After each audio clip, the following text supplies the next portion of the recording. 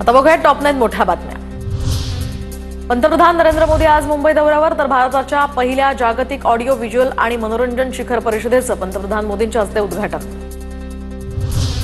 मुख्यमंत्री देवेंद्र फडणवीसांकडून मुंबईच्या हुतात्मा चौकात 105 हुतात्म्यांना श्रद्धांजली। महाराष्ट्र दिनी मुख्यमंत्र्यांकडून अभिवादन। महाराष्ट्र दिनानिमित्त छत्रपती शिवाजी महाराज मैदानावर संचलन, तर राज्यपाल आणि मुख्यमंत्र्यांच्या उपस्थितीत ध्वजवंदन। मुंबई पोलीस आणि अग्निशमन दलाचं या ठिकाणी संचलन।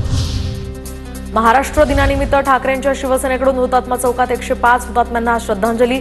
अरविंद सावंत, अनिल देसाई, सुनील प्रभू आणि इतरही कार्यकर्ते या ठिकाणी उपस्थित होते। जातनिहाय जनगणनेला शिंदेंच्या शिवसेनेचा पाठिंबा, लोकांचं हित लक्षात घेऊन हा निर्णय घेण्यात आलाय। उपमुख्यमंत्री एकनाथ शिंदेंची प्रतिक्रिया। जातनिहाय जनगणनेचा निर्णय घेतला, केंद्राचे आभार। कुठलाही निर्णय घेतला की टीका होत असते, विरोधकांनी मनाचा दिलदारपणा दाखवला पाहिजे। जातनिहाय जनगणनेच्या निर्णयानंतर अजित पवारांची प्रतिक्रिया। मुंबईतील भाजप मुख्यालयाचा भाडे करार आता रद्द झाल्यानंतर राज्य सरकारकडून 30 वर्षांची मुदतवाढ। भाजप मुख्यालयाचा भाडे करार आता 2054 मध्ये लागू होणार।